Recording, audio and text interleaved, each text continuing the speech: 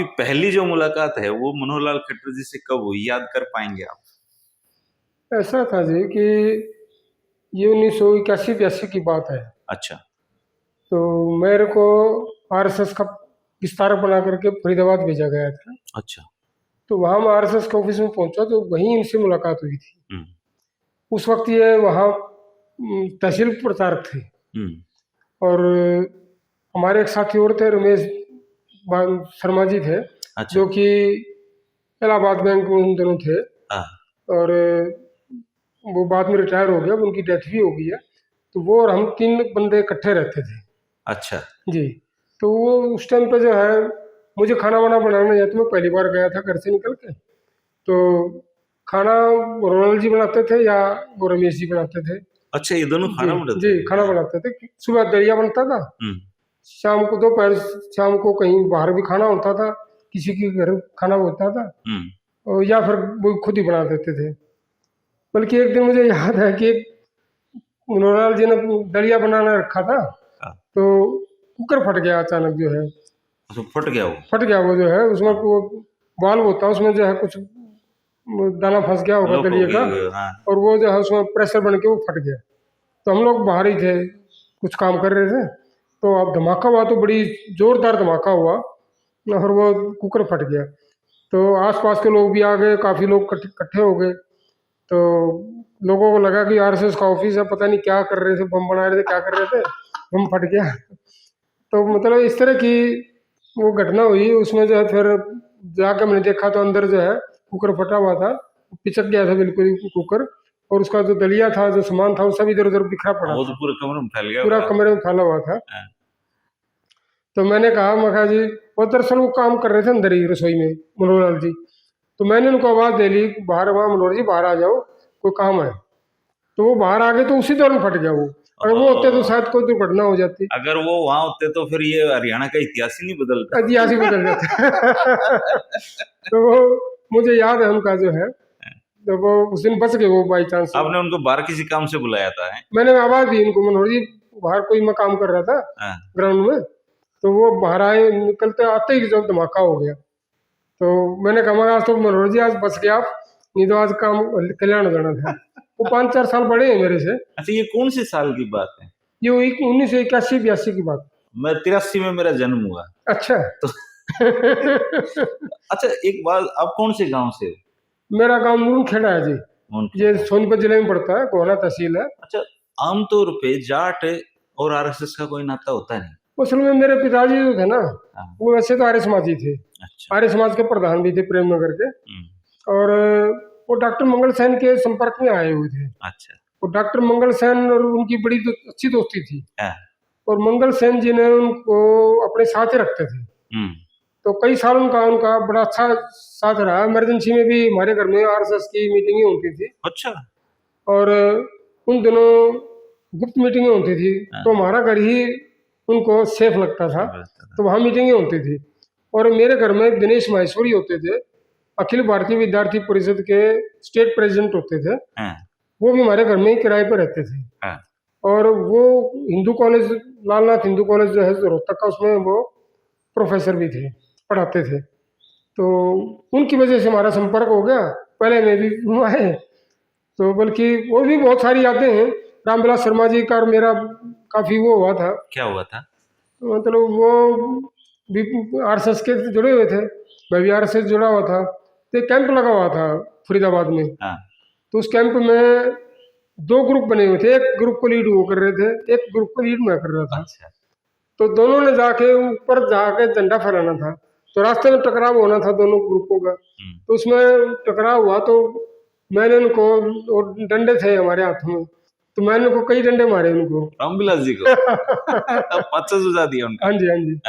तो रामविलास जी को वो आखिर में फिर हमने, जीत मेरी हुई थी, वो झंडा हमने फहराया पहले जो है। अच्छा, वो था तो नाटक टाइप का कुछ है? नाटक नहीं था, एक्चुअली थी लड़ाई जो है। अच्छा, एक्चुअली लड़ाई थी। एक्चुअली मतलब जो है 2 ग्रुप हो गए, जैसे कबड्डी होती है तो दोनों का फ्रेंडली होता है मैच। तो कहा नहीं दादा ने कि क्या कर दिया सांगवान साहब, क्यों मारे मेरे ये? है जी, रामविलास जी ने कहा नहीं आपको, क्यों लठ मार दिए इतने? नहीं, वो बाद में कई साल तक उनको याद रही वो बात। अच्छा। वो एजुकेशन मिनिस्टर भी बने थे बाद में, तो तब भी उनको याद था कि भाई जो है ये इन्हें मारे सर दोनों मेरे को मारे थे।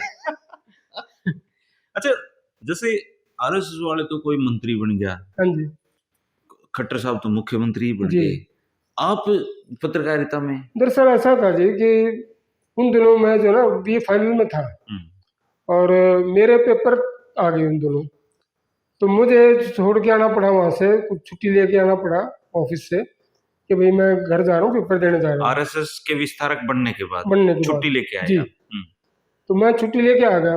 बाद में मेरी वहाँ जो है पोस्टिंग हो गई थी अथीन तहसील में। अच्छा। अथीन तहसील का विस्तारक मैं बन गया था, तो मेरी प्रमोशन हो गई थी।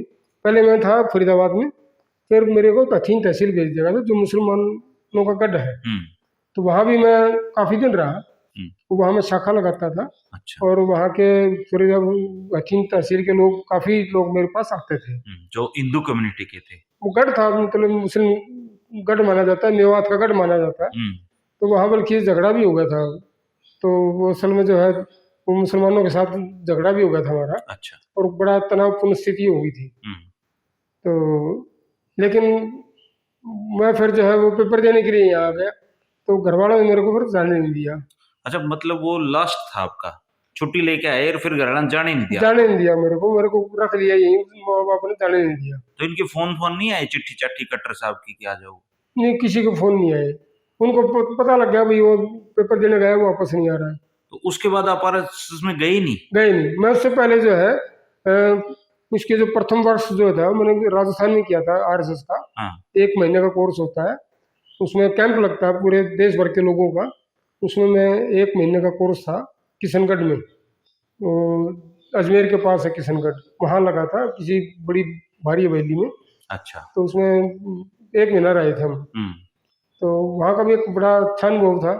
तो सारे देश के जो बड़े बड़े आरएसएस के लीडर थे वो आते थे, ब्रह्मदेव जी भी आते थे, बाला साहब देवरस का भी वहाँ नाम हुआ था, और सरसंघ चालक जो थे, और बड़ी मतलब कई जो बाद में बड़े पदों पे आए वो सब आए थे वहाँ, प्रचारक विस्तारक जो थे आरएसएस के। तो आपको जैसे संघ से उस समय के बाद आपका नाता ही टूट गया? संघ से नहीं, वैसे ही मिलना जुलना होता रहा, पर वो प्रचारक जो था वो नहीं रहा फिर। अच्छा, तो फिर आप पत्रकारिता में घुस गए? पत्रकारिता में पहले से ही आ गया था। अच्छा। वहां था मैं तब भी पत्रकारिता कर रहा था, आरएसएस में था तब भी मैं। तो आरएसएस की विचारधारा का आपकी पत्रकारिता पे कुछ असर रहा? जो कि मैं जितना आपको जानता हूँ, मैं तो देखता हूँ कि आप आरएसएस के खिलाफ खूब लिखते हो। नहीं, वो असल में मेरे को जो है थोड़ा सा एहसास हुआ बाद में क्या? कि आरएसएस का जो प्रचार है वो गलत है। अपने जाटों में तो एक कहावत भी है कि जाट मरा तब जानिए जब वो संगी हो जाए कहते हैं ऐसे। तो आपका क्या अनुभव, एक बार थोड़ा मैं जानना चाहूंगा ताकि हमारी जो युवा पीढ़ी है वो आपके अनुभव से कुछ सीखे। हमारे यहाँ तो तब भी कहते थे कि ये जनसंघ था उस वक्त, जनसंघ, और ये जो है आरएसएस जो है ये बनियों और पंजाबियों की पार्टी है, उनका संगठन है। अच्छा। और जाट इसमें जाते नहीं थे। जाट इनको ही कहते थे भाई इनको इनसे दूरी रखो, इनको सत्ता के पास नहीं आने देना, इनको कभी नजदीक लगे नहीं। अब जाके अब ये जो मोदी आने के बाद ये जो है थोड़ा बहुत जाटों का रुझान इसकी तरफ बढ़ा है, पार्टी की तरफ। नहीं तो हरियाणा में तो कभी इनको 2-5-7 सीट मिली, इससे ज्यादा कभी सीट मिली नहीं। एक बार देवीलाल जी के टाइम में मिली थी 15 सीटें, वो भी 1987 के इसमें न्याय युद्ध में, तब इन्होंने साथ दिया था। तो देवीलाल की वजह से इनको भी 15-16 सीट मिल गई थी उस टाइम, वरना तो इनको कोई सीट मिलती नहीं थी। और मतलब इनका वैसे भी जो है मैंने देखा है कि ज़्यादा जो पैसे वाले लोग हैं वो ज़्यादा इनके समर्थक होते हैं। अच्छा। और आम आदमी, गरीब आदमी तो इनमें जाके कुछ नहीं होता, ना ये नज़दीक आने देते हैं इनको। वो दिखाने के लिए आगे रखते हैं गरीब लोगों को, लेकिन उनका पसंद नहीं करते, ये बैठे उनके साथ बैठे उठे जो है उनको पसंद नहीं है। ये आपका तजुर्बा है? अब मेरा अपना तजुर्बा है। अच्छा, और जैसे जाट युवा कोई इसमें आया तो वो कैसे देखते हैं उसको? वो कैसे आया? ऐसा है कि जो मोदी, जब कांग्रेस का जो है हालत होगी खराब और देश भर में आंदोलन छिड़ गया था उसके खिलाफ, अन्न आंदोलन हो गया, तो उससे युवा पीढ़ी ज्यादा जुड़ी थी उससे। तो युवा पीढ़ी जुड़ी तो उसी टाइम मोदी का प्रादुर्भाव हुआ, तो वो जो बढ़ते गए, तो हरियाणा की जो नौजवान पीढ़ी थी जिसको पता नहीं था इनका एक्चुअली इनकी स्थिति क्या है, ये कैसे लोग हैं, वो उनके साथ जुड़ गए। कैसे लोग हैं ये? हैं? कैसे लोग हैं ये? कैसे लोग? हाँ, कैसे ये लोग हैं ये आप? ये हाँ। बता दिए, पूंजीपतियों के वो हैं ये। इनकी सारी नीतियां पूंजीपतियों के हित में होती हैं, गरीबों के हित में तो दिखावे के लिए होती हैं, सिर्फ वोट लेने के लिए। बाकी जो सारा पूंजीपतियों की इनकी पॉलिसी होती है। अच्छा सरोदमन जी, जैसे आप किसी विचारधारा से जुड़े और बाद के सालों में आपने छोड़ दिया वो, जी उसके बाद आप पत्रकारिता भी करते रहे, जी अब तक आपकी जिंदगी बहुत शानदार चल रही जी मुझे जी। पता है। तो उन लोगों ने आपसे किसी तरह का संपर्क ही नहीं किया कि आप तो हमारे पास ही थे? नहीं, तो संपर्क में रहते थे। मनोहर जी जब हरियाणा के संगठन मंत्री बने थे, हाँ और चौधरी देवलाल का वो था, नहीं, चौधरी ओम प्रकाश चौटाला मुख्यमंत्री थे, हाँ तो उस वक्त ये मेरे से मिले कई बार। ये दिल्ली से आते थे बस में बैठ के, तो शिला बाईपास में करते थे, तो वहां से पैदल जाते थे। मैं कई बार उनको छोड़ के आया हूँ गाड़ी में लेके, अपनी गाड़ी में बैठा के। अच्छा, तो वो मिल के बाई चांस। 96 तो की बात कर रहे हो ये? हाँ, ये 96 की बात है, हाँ 96 से पहले की बात है। पहले 95 की है। हाँ, 95 की बात है। तो मैं गाड़ी लेके आ रहा होता था, तो ये पैदल जा रहे होते थे, तो मैं इनको कई बार इनको लिफ्ट दी, इनको छोड़ के आया आरएसएस के ऑफिस तक। अच्छा तो उन दिनों उन्होंने मेरे से कहा कि भाई चौधरी ओम प्रकाश चौटाला से बात करो, आप आपके काफी मानते हैं आपको, अच्छा। और आपको काफी सुनते हैं। तो इनको सुनने में लग गया होगा, कहीं से आपकी पता लग ठीक गया थी, होगा। ओम प्रकाश चौटाला के साथ आपकी अच्छी थी? मतलब ठीक था, मतलब मेरी उनकी मेल जोल अच्छा था। अच्छा लेकिन वो जो है, इनको पता लग गया, तो इन्होंने मेरे से कहा कि भाई हमारा समझौता करवा दो उनसे। हम्म, मैंने कहा जी देखो, समझौता तो जब होगा जब आप मेरे को बताओगे कि मुझे इस पोजीशन में इतनी सीट आपको चाहिए, इतनी ये उनको देनी पड़ेगी, हम्म, तो आप बताओ। इन्होंने एक क्लियर तो किया नहीं, और मेरे को कह दिया कि जी आप समझौता की बात करो, और मेरी बात कराना उनसे, चौटाला साहब से। मैंने कहा जी मैं चौटाला साहब से तो बात कर लूंगा, लेकिन वो मेरे से पूछेंगे कितनी सीट, वो आपको सीट देना नहीं चाहते ज़्यादा, आप ज़्यादा लेना चाहते हो। वो कहने लगे कि जी हमारे को बंसीलाल जी से ऑफर है 30 सीट देने की। अच्छा मैंने कहा जी वो 30 तो देंगे नहीं, चौधरी ओम प्रकाश चौटाला आपको सीट नहीं देंगे कभी भी। 17-18 सीट दे सकते हैं, जो आपने 87 में जीती हैं वो। ऐसे गाड़ी में चलते चलते बात गाड़ी में चलते चलते। तो फिर वो कहने लगे कि जी आप कर लेना फिर भी बात। मैंने कहा जी ठीक है। मैंने चौधरी ओम प्रकाश चौटाला से कहीं मिले, तो मैंने उनसे बात की, तो उन्होंने कहा अरे वो निकम्मे लोग हैं, किसी काम के नहीं है। चौटाला साहब बोले? हाँ, हाँ। बोला इनका कोई दीन ईमान नहीं, इनको ये 30 सीट देने के लायक है ये।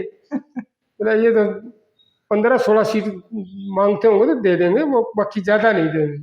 तो उनका समझौता हुआ नहीं, फिर बंसीलाल से समझौता होगा उनका बाई चांस, और बंसीलाल और उनके समझौते में सरकार बन भी गई थी, हरियाणा विकास पार्टी की सरकार बन गई थी। तो उसके बाद फिर आप खट्टर साहब से कब मिले? उसके बाद तो मैं फिर अभी जब ये मुख्यमंत्री बने उसके बाद 2 बार मुलाकात हुई है। अच्छा, कैसे? एक बार तो मिले थे मेरे को झज्जर में, वहाँ बार एसोसिएशन का कोई प्रोग्राम था, तो मैं एडवोकेट भी हूँ, तो मैं भी वहाँ गया था। रणबीर ढाका जो है, जो आजकल जिला प्रधान है, वो मुझे लेके गए थे इस प्रोग्राम में। अच्छा। तो ये स्टेज पर खड़े थे, तो मैं सीधा स्टेज पे चला गया। मैंने जाके इनको नमस्ते किए, तो उन्होंने मेरे को पहचान लिया। मैंने कहा जी मैं सरोदमन साहब पहचाना। अरे अरे साहब आप तो ये हो, बड़े मिले, बढ़िया तरीके से बात की, बहुत अच्छे से मिले, बहुत बढ़िया इज्जत दी उन्होंने, और मतलब जैसे पहले मिलते थे वैसे ही मिले, और सारे परिवार की कुछ लक्षण पूछी। तो उसके बाद फिर मेरे को मिले यहाँ, किसी का पता लेने आए थे ये दिल्ली बाईपास पे होली हार्ट हॉस्पिटल में। तो वहाँ उस दिन भी जो है वो आए, तो वो एक दो मेरे साथी कहने लगे कि आपके दोस्त यहाँ आए हुए हैं, मिल लो। मैंने कहा मैं नहीं मिलता, ऐसे पॉलिटिशियन आते जाते रहते हैं, मैं मिलता नहीं ऐसे। उसने मिलना होगा तो मेरा घर है, पूछ लेगा मुख्यमंत्री के पास 100 सोर्स हैं, मिल लेंगे। वो कहने लगे नहीं मिल लो, आप एक बार मिलो तो सही, पता तो लगे हमें भी भाई आपकी जानते हैं। तो मैं अंदर की तरफ चला गया उसमें दफ्तर में, तो वो बाहर निकल रहे थे, हॉस्पिटल से बाहर निकल रहे थे, मैं अंदर घुस रहा था। तो मैंने कहा हाँ जी मनोहर जी नमस्कार। तो उन्होंने मेरे को कहा कि अरे अरे अरे सागवान साहब, अरे सरदमन जी बोलते हैं, वो शुरू से ही बोलते थे, जब इकट्ठे रहते थे तब भी। फिर उन्होंने 5 मिनट खड़े होकर मेरे से बात की, सारे परिवार की कुशलक्षेम पूछी, क्या कर रहे हो क्या नहीं कर रहे हो, कैसे है, पत्रकारिता चल रही है कि नहीं चल रही, हाँ, सारी पूछी। मैंने कहा जी चल रही है, जब भी चल रही, थोड़ी बहुत जैसी चल रही है। हाँ, बस इतनी बात हुई थी और ये 2 मुलाकात हुई है। उसके बाद ना मैं कभी उनसे मिलने गया, ना उन्होंने कभी मेरे को संपर्क किया। वो यहाँ पे लोग तो ये ऐसा कहते हैं वो यहाँ से साइकिल पे घूमते थे, यहाँ हम्म? या साइकिल पे घूमा करते थे रोहतक में, ऐसे सुनने में आया। ऐसा था? साइकिल पे देखा आपने उनको कभी? मनोहर जी को हाँ, ना मैंने नहीं देखा। साइकिल पे नहीं। उनके ये आते रहते हैं, मैं जाता नहीं किसी प्रोग्राम में। अच्छा, मेरी वो आदत नहीं, मैं जाके शक्ल दिखाऊं, मिलूं, ये दिखाऊं, वो मेरी तो आदत कोई नहीं काम है। भी नहीं होगा वैसा?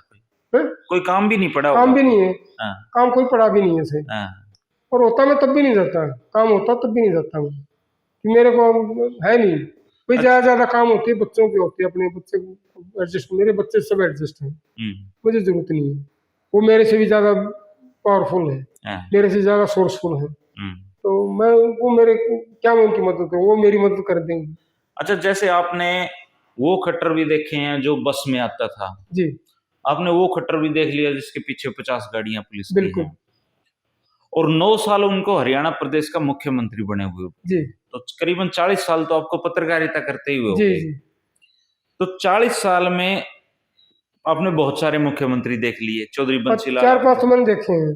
चौधरी बंसीलाल आपने देखे, देवीलाल जी आपने देखे, ओम प्रकाश चौटाला आपने जी देखे, भूपेंद्र हुड्डा भी, भूपेंद्र हुड्डा आपने देखे, ओम प्रकाश चौटाला आपने देखे, हुकम सिंह भी देखे हैं, हुकम सिंह बनरसी दास देखे, गुप्ता को भी बनारसी देखा दास है। देखे, और अब मनोहर लाल जी को देख सिर्फ 2 नहीं देखे, वो राव वीरेंद्र सिंह और पंडित भगवत भगत सिंह। दयाल। जी। तो अब जैसे 9 साल है, 9 साल में इनका जो पूरा कार्यकाल है मनोहर लाल खट्टर का, इसको आप कैसे देखते हो?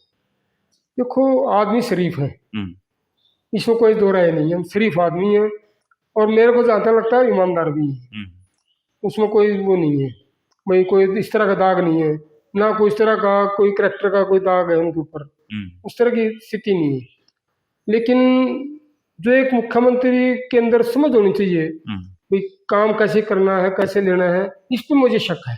अच्छा, कि वो मुख्यमंत्री के तौर पर, जैसे ओम प्रकाश चौटाला जो है या चौधरी बंसीलाल हैं, वो मैंने देखा कि चौधरी बंसीलाल नौकरशाही पर हावी रहते थे, और नौकरशाही इनके सामने बोल नहीं पाती थी। इनकी वो स्थिति नहीं है, नौकरशाही पर हावी तो है, लेकिन ड्यू टू मोदी, अच्छा, ड्यू टू मोदी हावी हैं। उनकी खुद की अपनी कोई समझ मुझे नहीं लगती कि उनकी है, और मुझे लगता भी नहीं है कि वो ज्यादा काम कर सकते हैं। उनकी समझ, विजन होता है एक आदमी का, विजन नहीं है उनके पास काम करने का। करना चाहते होंगे, मैं इस बात को मानता हूँ कि करना चाहते होंगे, अच्छा करना चाहते होंगे, लेकिन विजन होता है, विजन नहीं है, और विजन बिना कोई आप बढ़िया काम नहीं कर सकते। तो विजन में ये है कि भाई आपने प्लानिंग बनानी होती है, और प्लानिंग आप अफसर पर डिपेंड ही करो सिर्फ, और आप खुद कुछ नहीं कर सको, प्लानिंग दे सको, तो वो फिर प्लानिंग तो फिर जैसी होती है वैसी फेल हो जाती है फिर। तो जैसे 9 साल में आपको अगर कोई कहे कि आप अपना जो मित्र है मनोहर लाल खट्टर की, आप कोई उपलब्धि याद कर पाते हैं उनकी? देखो, वैसे तो कोई बहुत बड़ी उपलब्धि नहीं है। बड़ी उपलब्धि तो मैं तो ये मानता हूँ, उन्होंने हरियाणा में जात पात का जहर घोल दिया। ये तो उनका अवगुण हो गया ना। हाँ, जात पात का जहर घोला है, और जैसे जाट आरक्षण का आंदोलन था, उसका उन्होंने यूज किया, जिसका उनको बेनिफिट भी मिला 2019 में। और वो सोसाइटी के लिए तो अच्छा नहीं हुआ ना। जी, सोसाइटी के लिए तो अच्छा नहीं हुआ। सोसाइटी के लिए अच्छा नहीं हुआ, लेकिन उन्होंने पॉलिटिकली तो उसका बेनिफिट उठाया उसका। और उसके बाद जो है, जो राजकुमार सैनी को जो उन्होंने पुश किया, और उसके वजह से जो दंगे हुए हरियाणा में, वो इन्हीं की देन है। हाँ, बाकी उन्होंने 2 लोगों को जेल में डाला है, जो राम रहीम को और उसको रामपाल को, ये इनकी उपलब्धि है। लेकिन उसमें भी राम रहीम वाले मामले में जिनके ऊपर आरोप है कि बार बार उसको पैरोल देते हैं, उसकी छूट दे रहे हैं, वो भी पॉलिटिकल फायदे के लिए, ताकि उनके वोटर जो उनको फायदा दें चुनाव में। तो ये मुझे लगता है कि ये इनकी गलत स्थिति है। अब इनको कौन सलाह दे रहा है, कौन नहीं दे रहा, मुझे नहीं पता, लेकिन कोई इनको इनको चला रहा है, ये चीजें इनको बता रहा है, इस तरह करो, ये करो, वो करो। उनकी अपनी समझ तो मुझे लगता नहीं कि इसमें कुछ काम कर रही है, वो दूसरों की सलाह से चल रहे हैं। अच्छा, जब आप साथ रहते थे उनके, तो कभी उन्होंने ऐसी इच्छा जताई कि मैं हरियाणा प्रदेश का मुख्यमंत्री बन जाऊं? नहीं, कभी उनके दिमाग में नहीं था वो पॉलिटिक्स का तो सोचा ही नहीं था उन्होंने कभी। अच्छा, वो तो सिर्फ प्रचारक रहना चाहते थे। उन्होंने शादी भी नहीं की इसीलिए, शायद प्रचारक रहने के लिए, ताकि वही समाज की सेवा कर सके, राष्ट्र की सेवा कर सके, ये दिमाग में था। 2-4 साल बाद अगर आप वहां रह जाते हाँ, तो शायद आप भी नहीं करते शादी तो। वो नहीं, मैं भी नहीं करता, और मेरा भी टाइम अगर होता तो हो सकता है आज मुख्यमंत्री बनने का चांस मेरा भी मिल जाता। अब वहां तो चांस रहते ही है। क्योंकि मैं तो ये तो पंजाबी ग्रुप से थे, हाँ, तो पंजाबियों के वोट 10-11% है। जाट जो है उनको जरूरत भी थी उस टाइम बीजेपी को, एक जाट को वो आते तो जो है 30-35% वोट मिलते, तो उनको वो स्थिति हो सकती थी। लेकिन उन्होंने, वो मेरी अपनी किस्मत नहीं थी, या जो है मेरे तो घर वालों ने आपको सोचा। दुख तो नहीं होगा इस बात का कि आ गया था? नहीं, कोई दुख नहीं मुझे, हाँ? कोई ठीक दुख नहीं, है। कोई मलाल नहीं। मैं राजनीति को ज्यादा पसंद करता भी नहीं था, ना आना था कभी ना आया हूँ। अच्छा, आप जैसे आप जाट समाज से हो, तो जाट समाज के युवाओं को आरएसएस में जाना चाहिए, क्या कहोगे? नहीं, मेरे को नहीं लगता जाना चाहिए, हम्म, क्योंकि वो है पूंजीपतियों की पार्टी, हम्म, और पूंजीपति हमेशा शोषक वर्ग होता है। शोषक वर्ग जो है, जो कभी भी गरीब का, किसान का, मजदूर का हितैषी नहीं हो सकता। हम्म, तो वो उनकी जो राज पॉलिटिक्स है, जो रणनीति है, जो भी बनती है, वो दिखावे के लिए होती है, किसान और मजदूर के लिए, और वो सिर्फ पूंजीपतियों का हित की बात करते हैं। अब पिछले 8-9 साल में देखा है मोदी की सरकार को, जो है उसमें यही लगा मुझे तो कि पूंजीपतियों की सरकार है, पूंजीपतियों को पुश कर रहे हैं, उन्हीं के हित की बात करते हैं, और जो उनके हित की बात नहीं करता उसको रगड़ा दे देते हैं। रगड़ा तो पता नहीं किसको देते होंगे। हाँ, तो नहीं, चाहे वो पॉलिटिशियन हो, चाहे कोई ये कैपिटलिस्ट हो, उसको रगड़ा चढ़ता ही है। अच्छा, जैसे सर्वदमन जी, आपने पंडित भगवत दयाल जी को की सरकार नहीं देखी, जी, पंडित जी को तो देखा होगा। पंडित जी को देखा है। हाँ, और राव वीरेंद्र सिंह जी की सरकार नहीं देखी, सरकार को देखा, हाँ, उनको देखा है। होगा। लेकिन ये जो पिछले जो सारे टर्म है, और आप चूंकि आरएसएस में थे, तो आप में इतनी बुद्धि का विकास तो हो ही चुका था उस समय कि आप सरकार का एक तुलनात्मक बिल्कुल। अध्ययन कर सको। तो अभी तक के जो मुख्यमंत्री हुए हैं, मनोहर लाल खट्टर जी तक, राव वीरेंद्र सिंह जी के बाद बने थे चोई बंसीलाल, तो इनमें से सबसे अच्छा मुख्यमंत्री आप हरियाणा का किसको मानते हो? देखो, मेरा जहां तक ख्याल है, पंडित भगवत शर्मा और राव वीरेंद्र को ज्यादा समय मिला नहीं कुछ करके दिखाने का। टाइम चाहिए होता है कुछ करके दिखाने के लिए। हाँ जी। बहुत अल्प टाइम के लिए सरकारें बनी थी उनकी, और जल्दी टूट गई थी। और दो मुख्यमंत्री और बीच में बने ऐसे, बनरस गुप्ता और वो भी हुकम सिंह हुकम जी, सिंह जी उनको भी ज्यादा वक्त नहीं मिला। वो दोनों एक तरह से कठपुतली मुख्यमंत्री थे। और लेकिन जिसमें बाकी जो 3 लाल थे, तीनों लालों में मुझे अगर तुलना की जाए तो सबसे बेहतर थे चौधरी देवीलाल। अच्छा। उनकी पॉलिटिक्स थी आम आदमी के लिए, गरीब आदमी के लिए, और वो मतलब इतने पढ़े लिखे नहीं थे, लेकिन आम आदमी के दर्द को समझते थे और उसी तरह की पॉलिसी बनाते थे। समाज से जुड़ी हुई पॉलिसी थी उनकी। और जहाँ तक बंसीलाल है, वो कुशल प्रशासक थे। उन्होंने लगातार लंबे सालों तक मुख्यमंत्री का पद भी संभाला और अपनी सरकार को भी संभाले रखा, गिरने नहीं दिया। चौधरी भजनलाल भी कुशल मतलब पॉलिटिशियन थे, और बड़ी बढ़िया तरीके से उन्होंने सरकार को चलाया भी। लेकिन उनके राज में भ्रष्टाचार बहुत पनपा है, और उनका कोई, मेरे को लगता नहीं कोई खास योगदान रहा। वो एक हरियाणा बना था, कांग्रेस की सरकार थी, कांग्रेस की सेंटर में सरकार थी, तो पैसा मिलता था, वो तो पैसा कहीं तो लगाना ही था, लगता रहा। उनकी कोई खास ज़्यादा उपलब्धि रही नहीं। लेकिन चौधरी ओम प्रकाश चौटाला एक अलग तरह के आदमी थे। वो मेरे को जहाँ तक समझ है, अपने वर्कर को, अपने वोटर को बड़े तरीके से समझते थे और उसकी बड़ी कदर भी करते थे। मैंने देखा है खुद उनको, उनके कोठी में भी रहा हूँ, कई बार गया हूँ, कई बार डिनर भी उनके साथ किया है मुख्यमंत्री होते हुए। उनके साथ अच्छी बनती थी। हाँ, मतलब मेरे इज्जत देते थे वो मेरे को, तो मेरे को इज्जत देते थे, मैं भी देता था। लेकिन मैंने कभी कोई काम उनसे कुछ कराया नहीं, ना कोई लिया मैंने कभी मैं किसी काम के लिए नहीं गया।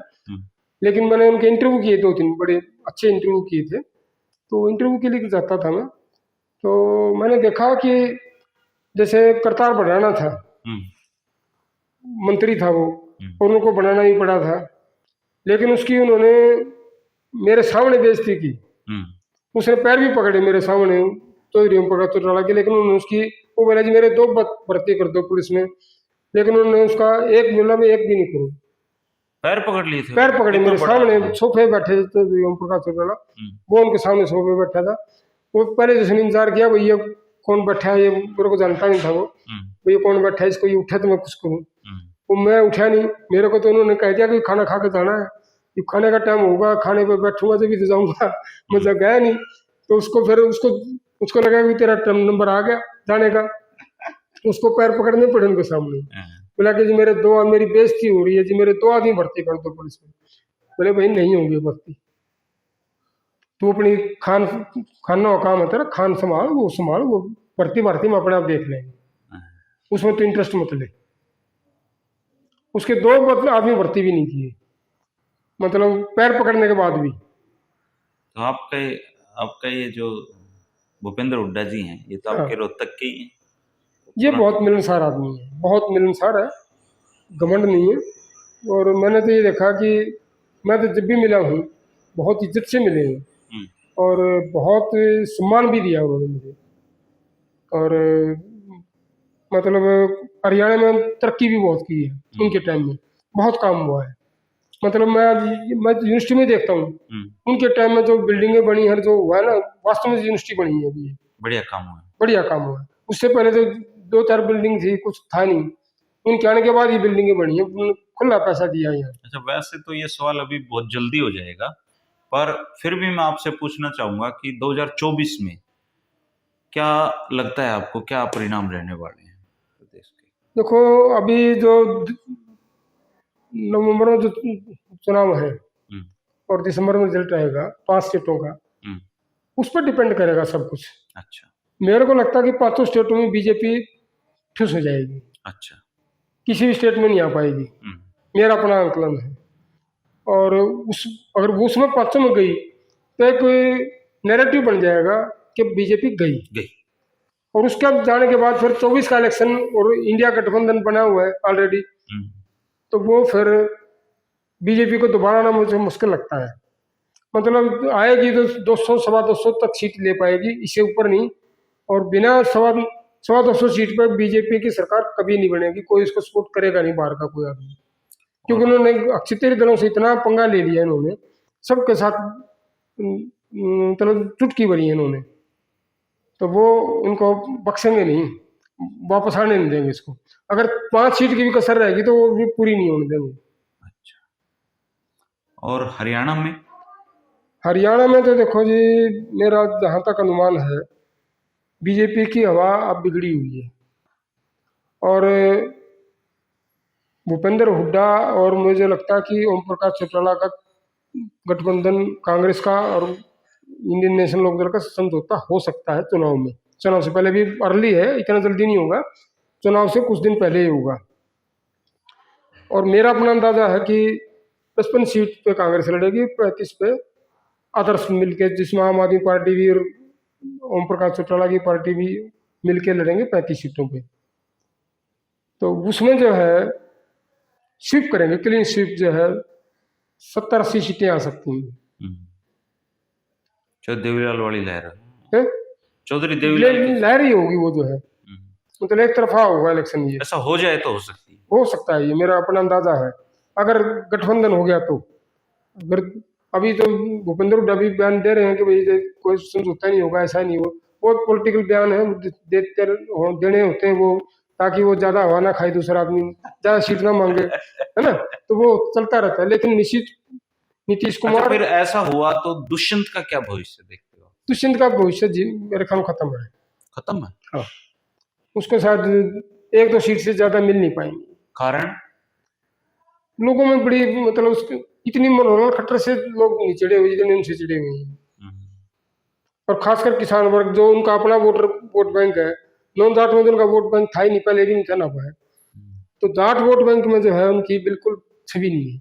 अच्छा, ये जैसे नायब श्रेणी बना दिया अब इन्होंने बीजेपी, ये इससे फर्क नहीं पड़ेगा? कोई फर्क नहीं पड़ा, नायब श्रेणी का क्या है इससे जो है।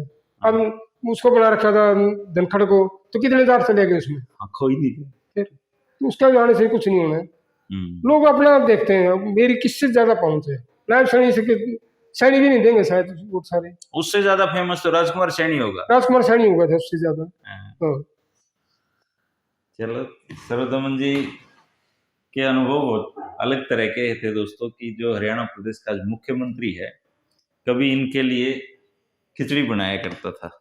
क्यों जी, आपके लिए खिचड़ी बनाता था, और अगर आप उस दिन उनको कुकर फटने वाले दिन बाहर नहीं बुलाते तो शायद हरियाणा का इतिहास ही कुछ और होता। इतिहास कुछ तो ये इतिहास तो नहीं बदलता, लेकिन खट्टर साहब नहीं होते तो कोई और होता। उस इतिहास में नहीं होते खट्टर। हाँ, इतिहास में नहीं होते खट्टर साहब। और क्या पता आप आरएसएस में टिक जाते। हाँ, तो क्या पता आज कुछ होते, हो सकता था, है ना, क्योंकि उस समय के लोग जुड़े हुए थे। पर मेरी किस्मत में नहीं है, तो ऊपर वाले ने लिखा नहीं तो नहीं होना था। नहीं हुआ। दोस्तों, सर्वदमन जी सीनियर जर्नलिस्ट हैं हमारे, बहुत मतलब मैं तो इनके बच्चे जैसा ही हूँ। और आपको इनके अनुभव कैसे लगे, और कोई सवाल आपको पूछना हो जो इन्होंने ये जिनका जवाब दे सके, तो आप कमेंट कर सकते हैं। और सर्वदमन जी, ये जो गुरुकुल ऑफ पॉलिटिक्स है, ये हमारा नया चैनल है, आपको पता है मैंने नौकरी छोड़ दी है, तो आप भी लोगों को कह दीजिए भाई धर्मेंद्र भाई का चैनल सब्सक्राइब कर लो। बिल्कुल बिल्कुल, मैं सभी दर्शकों से, अपने व्यूवर्स से, सबसे रिक्वेस्ट करूंगा कि धर्मेंद्र कुमारी जी बहुत अच्छे पत्रकार हैं, हमारे अच्छे मित्र हैं, और पॉलिटिक्स की बड़ी समझ है, और अच्छे मतलब पत्रकार जिस हैं, इनके चैनल को जरूर सब्सक्राइब करें, और लाइक भी करें, और शेयर भी करें, इनको ज़्यादा से ज़्यादा शेयर करें। तोड़ पाड़ दिया सर्वदमन जी ने।